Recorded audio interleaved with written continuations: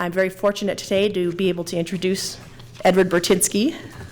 I'm going to move along so that Sarah doesn't give me the card, who spent a lot of time photographing in the field. So why don't you come up and I'll introduce you. Mr. Burtynsky's photographs are well represented in the Nevada Museum of Art's permanent collection. In fact, they're so well represented that we can't include all of them in our exhibition or our book. So we're very fortunate to have you, such strong holdings of his work in the collection. And next summer we will host Mr. Burtynsky's oil exhibition in the feature gallery as well. And so we're looking forward to your return here in 2012.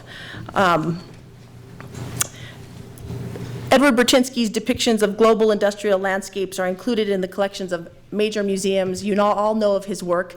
It's been published in nearly every publication journal that you can imagine, and he's been awarded the TED Prize, the Flying Elephant Fellowship, and the Roloff Benny Book Award.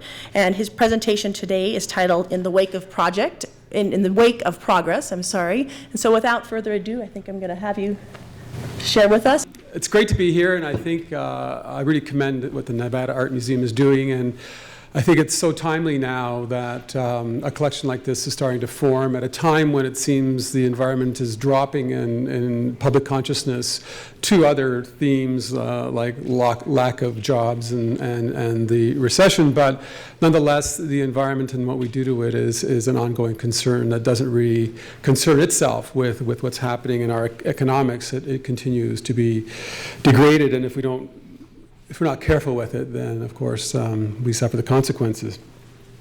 I wanted to go into my work to point out that before I got into the altered landscape, I did quite a few years where I was kind of bouncing off the idea of abstract expressionism and walking out into that very complex landscape of brush and shrub, which is very different than a city landscape, which is some more complicated kind of spaces in which you can visually enter. And look for those moments where, in that complexity, things would snap together. Things would all of a sudden become a picture. That somehow in that maze of complexity, there was a picture to be found. And it trained my eye very much to look at a kind of chaotic landscapes and to be able to go in there and find the moment in which it all kind of comes together. And I was kind of thinking more in terms of painting, that the 4x5 or 8x10 negative that I was using in the camera and the slowness of that camera made me think of it almost as a canvas, and I was just trying to paint it. So every square inch was something that I was trying to pay attention to address, so that there was nothing kind of in that frame that I didn't mean to be in that frame, as a painter would paint a canvas. And also I was, taken as a young child up into the north of Canada, and as many of you know, Canada has a pretty small population and a very large country, and you can get to these places where you can almost feel that no one's been there for maybe ever, in the middle of a forest somewhere deep in the Canadian landscape, and I used to feel that I was experiencing what's on Earth when we don't mess with it. This is the reference point. This is what it is. This is what happens naturally on the surface of the planet if we're not there to change it. And I think that was important for me to be able to experience that kind of feeling about what a landscape is before we intervene. And I went to school, and then in '76, it was just when the Eastman House did the new topographics. We went to see the show. I was interested in landscape, large format, and I was trying to get my head around how do I go further. So for years, I still did the natural landscapes, but started to expand and think about, well, how do we change that landscape? And is that maybe not more the true landscape of my time, the one that we're shifting? And so my thinking began to move towards the altered landscape. And one of the first places I went was the rail cuts going through the Rockies, in that, here this band of steel, which was often celebrated in the mid 1850s as it was being built, the Canadian Pacific. But in that mere 150 years, a blink of geological time, the whole West had been transformed, and forests had been removed, minerals were being removed, taken back to the East, shipped off to Europe. It was the bounty going back into the motherland. And So I wanted to kind of begin to show not only the rail cut that did that transformation, but how instead of showing the rail as a glorified, the early 19th century work was showing the train, the steam engine, S-curving down through the river, the snow-capped mountains, and it was inviting you to come and see the West. What I photographed was more straight on. It was more of a meditation on what does this band of steel mean, and the train that had come through with a cargo that was exactly the same color as a mountain, to me was the great metaphor of we're removing the mountains, we're taking the mountains back. And so I did this first series of about 15 of these over a couple of trips, and that really began to mark my beginning of photographing the landscape and how we transform it. During that time, I was also looking at mining, and this is Bingham Valley, not that far away, Salt Lake City, not that far away from here. And what occurred to me was, I was quite interested in the notion of the sublime and looking at the earlier romantics, and one looks at Turner and thinks of the man dwarfed by the powers of nature, the storm, the gale force storm swallows the ship and destroys it. So the fearful thing was nature itself, and all of a sudden, fast forward the Industrial Revolution 200 years later, now we, if one looks at, I think there's a pointer here, this is, there's a whole banana bus, that's like a school bus. The scale of this landscape is mesmerizing.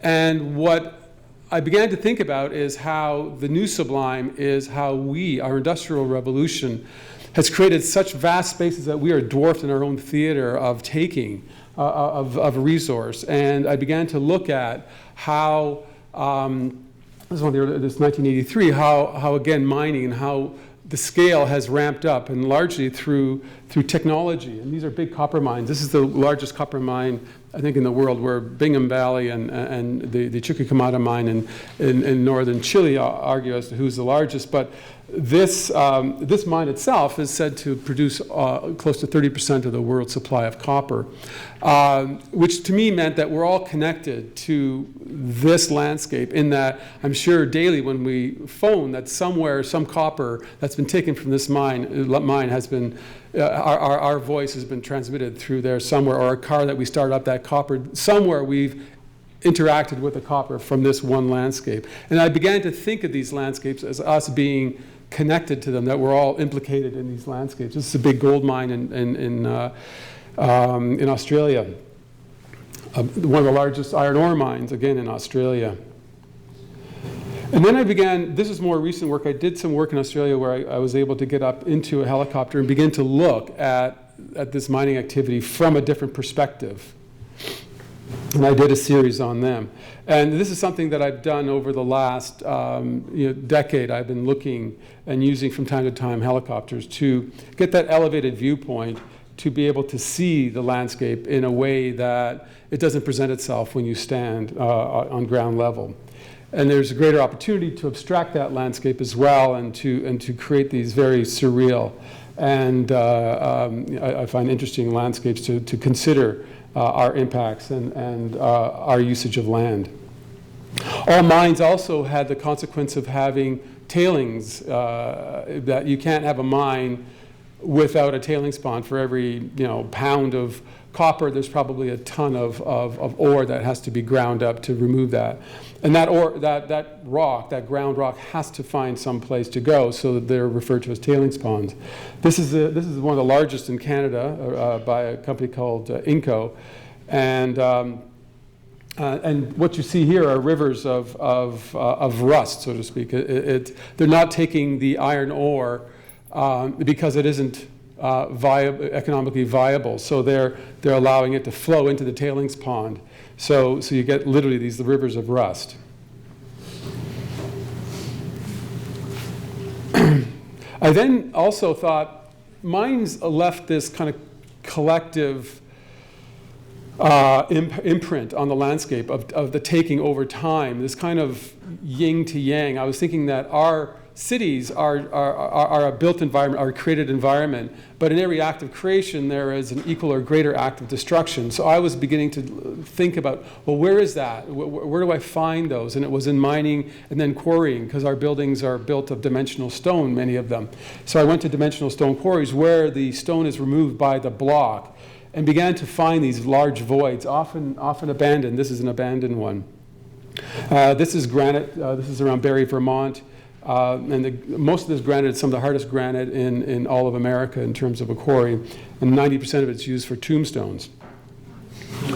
This is, and then I went, for the first time in 1993, I decided to go abroad. I shot the quarries in Barrie over 3 years. I went there 6 or 7 times. And they told me I should go to Carrara in Italy, and that was the first time I then took my large format camera and went. I went to another country where I didn't speak the language, Italian, and I did the Italian marble quarry series. And what this did for me is it started shifting my work from being North American centric to, I began thinking of my work globally, that I was going to begin to look at the idea of mining or quarrying or whatever, but I wasn't going to limit it to North America. And a lot of the underlying kind of ideas of how to go from a specific from an idea like mining to a specific place, I began to look at, well, what are the largest mines, the oldest, largest mines that have been going for a long time? In those old and large mines would be this collective take. The voids would be at their greatest, and the kind of opportunity for a very surreal and scaled environment to me was higher to go to these kinds of places. And I found that the largest quarries and mines were kind of easier to get into, because part of the way I talked my way into these places was I told them that they were the largest mine in the world doing copper, and they liked that idea, and I was going to photograph it and record it for history. And so it was kind of hubris that helped me through the door. Then I went to China. I felt that the Industrial Revolution had firmly transplanted from North America to China. Now, China was the manufacturer of the world, but there wasn't any imagery. In 2000, when I was starting to research this, there was no imagery here in North America that began to show that transformation of the Industrial Revolution. So the first place that caught my interest was the Three Gorges Dam, the largest dam ever built by man, by about 2 times. This is about a mile and a bit across. And it will create a reservoir, or created a reservoir that went back 600 kilometers. This is the turbine rooms down below, the money rooms. That's where all and they're producing about 25,000 megawatts of power. If you think of that, a typical nuclear reactor today is about 1,000 megawatts. So this dam is producing about the equivalent of 25 nuclear power stations, or for that matter, coal-burning power stations. When the reservoir was filled, it took 15 days, and astrologers were able to measure a wobble in the earth when they filled it because of the weight collected by the reservoir. These are the turbines. So they're the largest turbines at that time ever attempted, 700 megawatts per turbine. They built 32 of those turbines. And they had to relocate, some say 2, some say 3, some say 4 million people. We'll never know. But let's say between 2 and 4 million people were relocated. Cities moved to higher ground to make way.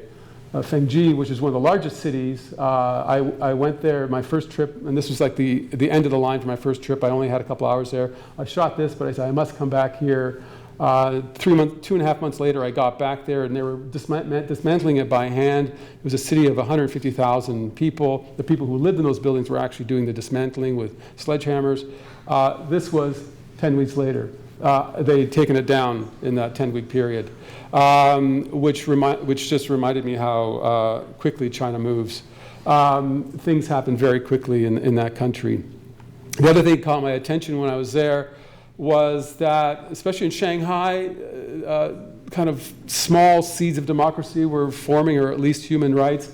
These guys didn't like the deal that the developer was giving them, so they're called holdouts. So I started shooting these holdouts, I got pulled into the police department several times for doing it because it was so controversial and they didn't like it and it was in the media. But I ended up getting a half a dozen of these kind of last dwellings holding out against the developers. And these are the new cities that were being built. Wushan. And I also went to Hong Kong to show, in particular what I was trying to show in this image was, again, how they're building high density, but at the same time, if you look in every window, they're air conditioning these tall buildings with an air conditioner in every window, which I would think is probably the most inefficient way to build to cool a tower. And it's very hot. Hong Kong's very hot throughout a large part of the year. So what's happening is that the power that they're generating is being really poorly used. And then again, Shanghai, international style building gone wild. Here's where, again, I don't think Bauhaus intended this. Apparently in the Bauhaus and the Gropius and all, what they thought is for every floor there was supposed to be nature reserved. So all the floor plates added together should be a park beside it so the people who lived in that density could then express the freedom of trees and paths and all that. I think they missed the second part of it. Again, showing the scale of industry was something that I was very interested in. This was one of the largest shoe factories, which had 250,000 employees, and they produced over 1 billion shoes a year. And here you show, it's 5 o'clock, they're going to dinner. They can feed about 20,000 workers in 1 hour on about 3 floors. And basically you come in, and you see, and there's a bunch of people with trays with metal plates with food on it, and they see an empty plate, they take the empty plate, they put the plate with food on it, and anybody walking by sees a plate with food, sits down, eats it, takes about 5 minutes and leaves. And so that's how they feed 20,000 people in about an hour. And these are the dorms, because there's 130 million Chinese workers, or called the transient workers. They come from the countryside into China to work around the edges of the city, and so they have to build dormers. So the companies have to build these worker dormers, and there's thousands and thousands of these. This is just one, again, they live and breathe and do their daily functions, get married in these dorms, and get back to the city once a year at New Year's. China was becoming, I think it's now the second or the largest shipbuilders in the world. They were behind Japan and Korea, and now I think they're moving as the largest shipbuilders. To facilitate all of this, they needed lots of iron ore. This is the Bao Steel, the largest iron ore or iron factory, metal steel factory in all of China outside of Beijing. Here they're putting in a new blast furnace. This is the 6th one that they were putting in. And to run, you need to coke, and you need a lot of heat. So coal, this is just coal strictly for the Bao Steel. And that's one of the issues I felt with that China had. Between the United States has, I think, 40% known reserves of coal, and China has about 40% known reserves. The coal here in the United States is much better, in Canada as well, North America. The coal in China is a little softer, it's not as hard, and it produces far more sulfur dioxide. So it's far more dangerous coal. And this is the main coal distribution yard in Tanggu Port, which is north of Beijing. And it's 18 square kilometers of coal distribution, where it comes in from the northwest, comes to this one area where it's distributed by ships, trains. So this is a central distribution point for almost 80% of the coal in China. I looked at the industries that were forming and recycling. They had very little. China has very little of its own iron ore or metals, so they have to go, abroad to get it. And recycling is one way of getting fairly high quality metals. So this is a recycling of electronics. I forget the name of it. This is computer panels boards being broken down by hand. They're using tweezers to pick out the little bits within the chips and putting them into these right here is where they're collecting all the different metals, and they're just using a hammer and smashing the chips and taking out the bits of metal. So very many people coming out of the countryside start in work in recycling, and this is how they begin on the edges of the city. This woman was the oldest woman in the city, in the town. She was 95 years old, and now her front stoop is a recycling depot for our computers from the West, so it's quite something. She's lived through a lot. These are the boards. Once the boards had the chips taken off of them, then they grind the boards down, and then it's almost like placer mining. They float all the plastic up with water on a kind of ridged washboard on an angle, and then all the metal falls into the grooves and all the plastic floats down, and then they recycle all the lead and silver from boards. This gives you an idea of why China's winning in the assembly of parts. This is a circuit breaker.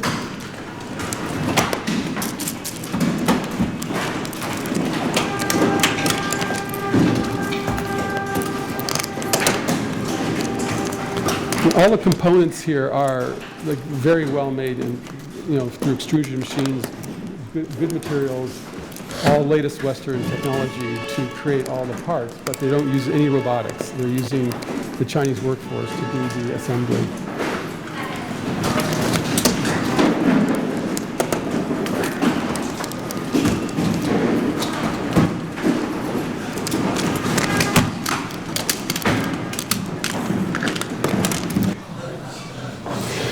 That's 400 a day.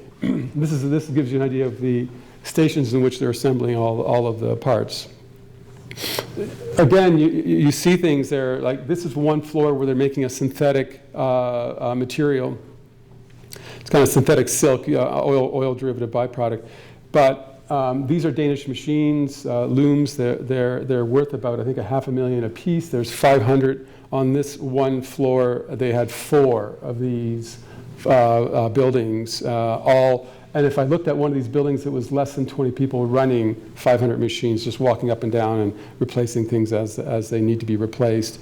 So again, latest technology, low-paid workforce. They're being paid somewhere a little around $5 a day, $6 a day. So it's very hard because they're bringing two things together: the latest technology that we've developed. China's become one of the 5 years ago, China became the largest trading partner with Japan, exceeding the United States, but it wasn't buying their consumer goods, it was buying the machinery that makes the consumer goods. It was B2B business. Again, cell phone manufacturing, Bird Mobile, that was a domestic cell phone manufacturer for China. I got into there. And China at that time was selling 25 million cell phones per month at the time. It was a real boon. They totally skipped right over getting their homes, getting copper into their homes. Everybody just went cell. And by the way, their cellular network was put together by Motorola. At least they took the guidance from Motorola. It's a cellular system that exceeds anything in Canada, United States. It's one of the most robust cellular systems I've ever seen. This is the lunchroom for a big textile manufacturing company. This is a chicken packaging plant in China where they produce shish kebabs and other finished chicken products. They do 100 million chickens a year. And I thought that was a lot. And then I thought of 1.4 or 5 billion people, whatever it is right now. But I thought their whole yearly output would be 1/3 of one meal in China, for all of China. So it's really doesn't even complete. 100 million chickens won't even do one meal for China. So I did ask the question when I was there, how many living chickens are there at any given day in China? And the answer kept coming back somewhere between 6 and 7 billion. And this is a big, and actually this is, if you've seen the movie Manufactured Landscapes, this was the opening sequence was around this factory, which a year and a half ago went bankrupt. It's now empty, which was quite shocking. It had 22,000 employees, and their number one business was George Foreman Grills. So this is inside doing coffee makers inside that same factory. So this is giving you a sense of the scale of that factory. If you see again the movie, there's a great, Jennifer Basewell did a great opening shot, 8-minute shot of looking down. First she went along this whole edge here with a golf cart and filmed into the corridors, into the aisles. It's quite a remarkable 8-minute shot. And then I went to the old state-run industries. These were built by Chinese forced labor, by Japanese occupation in the north of China, and they were going to be taking them down. So I did get access into the old state-run factories. This one here is an old aluminum factory. 25,000 men used to work there, and then they built a brand spanking new one. They kept 2,500 of the men, and the rest of them were let go. So the thing about the efficiencies of modern equipment was putting a lot of the workers out of work. I then began to think about oil as the underpinning thing that allowed the last century to accelerate at that point. And in many ways, I believe oil is the reason why we're on that hockey stick of population growth. If we didn't, the green revolution of farming wasn't really the green revolution, it was the black revolution of oil that allowed all of those machines to be able to produce what took thousands of workers to down in the field down to a couple who worked large machinery, and then being able to transport all that food around the world on time and cost effectively. So it was cheap, abundant oil, I felt, and of course coal and nuclear and all the other supplements, but it was the oil that allowed transportation and the internal combustion engine to thrive, and that mechanical advantage really began to change the last century. And I started looking at, this is the original, one of the original finds, oil fields. This is around Bakersfield, and if you saw the movie There Will Be Blood with Daniel Day-Lewis, but that original find was just the current oil field was outside of Bakersfield. So I wanted to see that kind of landscape of oil. I kind of knew about it in the same way I knew about mines and hadn't been able to really imagine what they looked like. I did the same thing with oil. I started to go back and look at its sources and look at these vast oil fields that were there working daily. This is one of the most surreal landscapes when you walk through it. It's kinetic. All of those pumps are working, and it's squeaking, and but there's nobody there. So it's this kind of a very strange, surreal landscape. And then I went to Alberta, where the oil sands were being developed, and for many it's a problematic way to go after oil, since it has such a high CO2 footprint before it even becomes a gas for our cars. So the CO2 footprint far exceeds the footprint of conventional oil from Saudi Arabia or pumped oil. Also, this type of system allows, they need huge tailings. The one, it was an interesting statistic, again, going to the Anthropocene, but if one looks at this one operation, Syncrude, which is one of the oldest ones, and if you look at the amount of material they're moving per year, exceeds all the material that every major river, every river in the world produces. So one operation is moving more material than all the rivers on the planet in 1 year. So when we begin to try and imagine why is it the Anthropocene, we're moving material on a level that was incomprehensible 100 years ago, or even 50 years ago. In the oil sands, this tells the story. Here's the overburden. And this here actually is the oil sands. The known reserves for Saudi Arabia, they say, is about 280 million barrels of oil, billions barrels of oil, and this is something like 180 recoverable billion barrels of oil. There's about 1 trillion known there, but only at current technology, 180 billion are recoverable.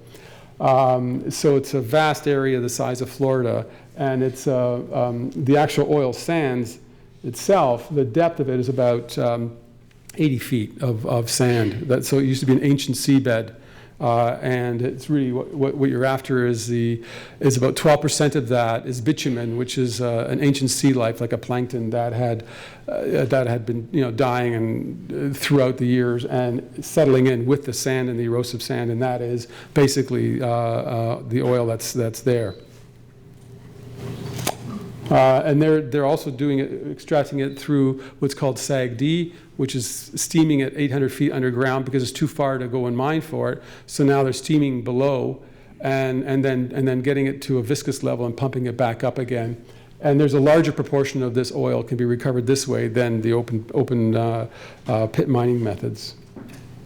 I also looked at the machines that were created to transfer this crude material, crude oil, into all the things we use for our clothing, for pharmaceuticals, for food, for, of course, oil and gasoline and butane, propane. All of this is being separated in these exterior buildings that are basically like this exoskeleton where the industrial design is in pursuit of function, but they create these kind of incredible cathedral-like spaces in the pursuit of the cracking of oil.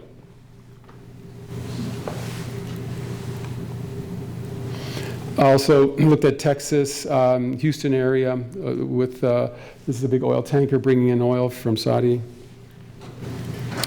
China, looking at the infrastructure of oil and the kinds of the different types of highways and civil engineering projects necessary to move people through suburbs and through cities.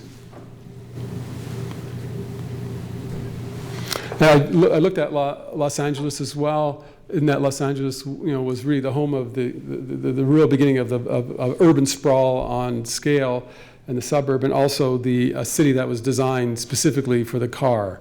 And so, found one of the rare clear days in LA and got a shot of and then I think LA still stands as the greatest urban sprawl of any city in the world. And then Vegas, of course, many of you know, in Vegas was the fastest growing. When I shot this in 2005, it was the fastest growing city. And when I tried to figure out what was attributable to that, it was California prices were so high, people could sell their house for $800,000, buy one of these homes for $200,000, pocket the difference, and kind of retire. This was the logistics yard for Volkswagen outside of Houston. A logistics yard for Volkswagen again outside of Shanghai. These are just taxis. There are 9,000 taxis destined for Shanghai and Beijing. I also looked at motor culture. This is a transport truck beauty pageant at the world's largest truck stop in Iowa. Salt Lake City, I was looking at places where the internal combustion engine and speed and the car and the vehicle was at the core of the cultural event. So for me, looking at Bonneville speed races, setting speed records, things where I thought in 50 years these might be interesting pictures when oil is scarce, and they would think, yeah, this is what they were doing with oil way back when it was plentiful. This is a NASCAR race, 180,000 people, and again, quite a remarkable event. This was the Sturgis Motorcycle Rally, where 450,000 bike enthusiasts descend on Sturgis every August and have a rally there. This was the parking lot to the KISS concert, not quite full. So for the, I also looked at the drive-through culture. This is in Pennsylvania. Breezewood. This is, to me, it was like the ultimate in drive-through culture.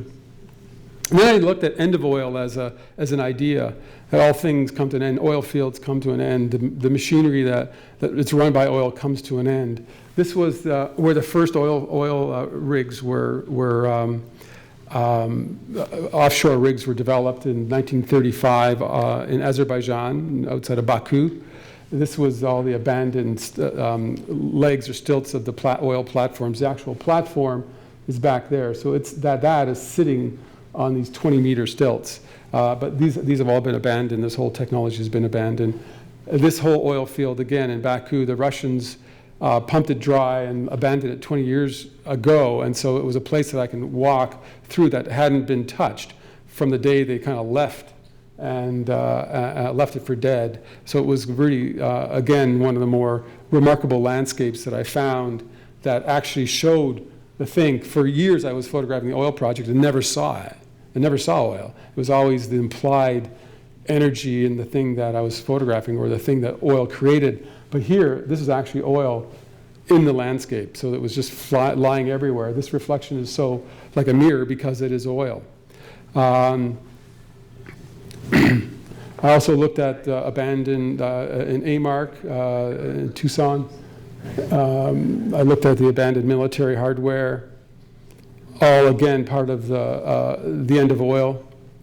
All things. These are Sikorsky choppers that were left over from the Korean War. Also some civil, these are all the jet engines that are being recycled, very high quality aluminums and metals and stainless steels in those, so they're very desirable in the recycling process.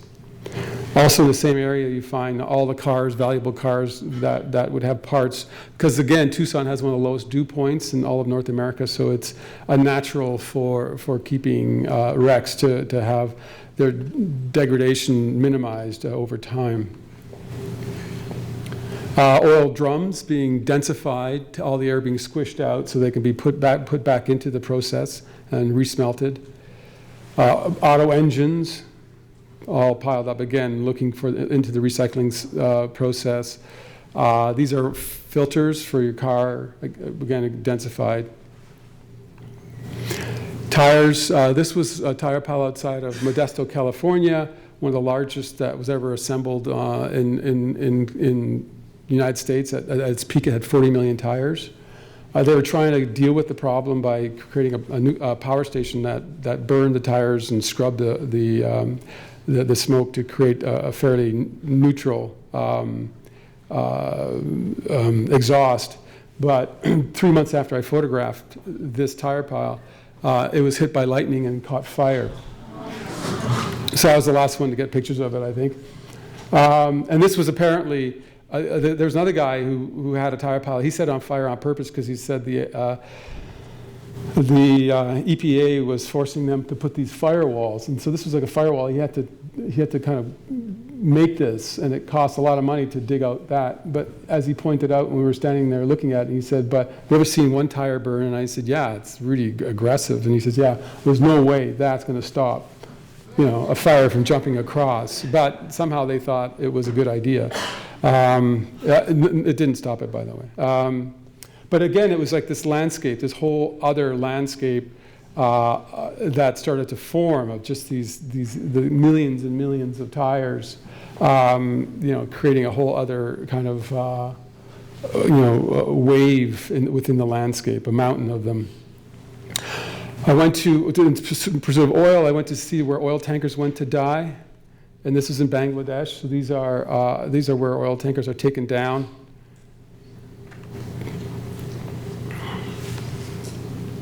As well as other types of ships, but they were taking a lot of the oil tankers.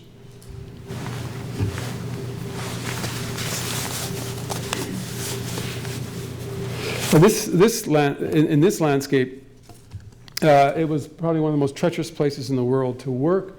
They had, I think 25,000 employees. They regularly were losing about, on average, two deaths per day in this environment. They were being paid 10 cents an hour, and they were on 10-hour days, so it was like $1 US a day to work. And some of the most dangerous work there by just cutting torches, no cranes, no nothing, using cutting torches and all the stuff they could salvage off of these ships to drag the winches and things it's all salvage work, and they created the whole industry out of parts of ships. They saw this as their iron ore mines. Because Bangladesh has no mines of their own. They're all, it's the effluvial area, basin of the Ganges River and a few other rivers. This is the oil as they gather it in these big pits. And they also would bring the oil with walks, carrying it with walks on their heads, and drop it into this area here, and that this would be about an equivalent to a drum, and once it's full, they would fill a 40-gallon drum, and then it would process it. I also went and looked at the Great Gulf oil spill last summer. This was the big discoverer, which was redrilling the relief well for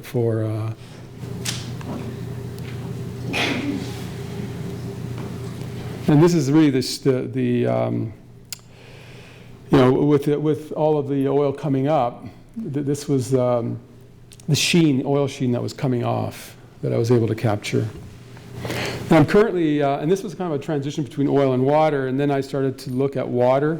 And this is some of the stuff I'm doing in California. I was commissioned originally by National Geographic. So these are some of the pieces I did. This is the All-American Aqueduct, which feeds water to the Imperial Valley, which produces high-grade alfalfa, which a lot of it is actually compressed and shipped to Japan for Kobe beef, which I found interesting. And this was, again, the same aqueduct. To me, this image really spoke to the kind of transformation, terraforming, taking a desert and turning it into farmland.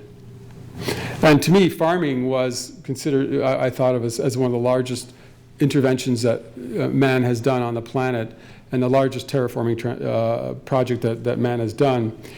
So farming became a very interesting topic in the water project.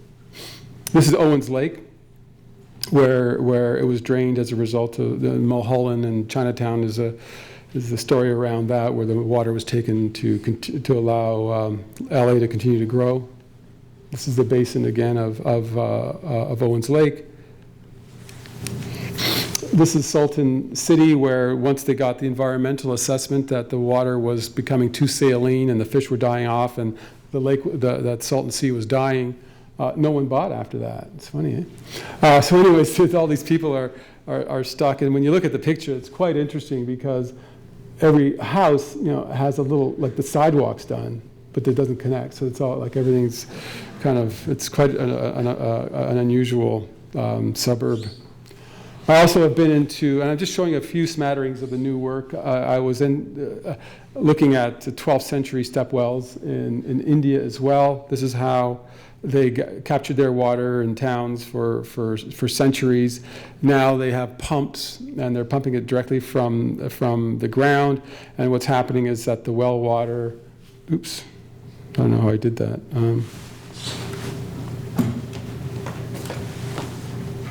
There we go.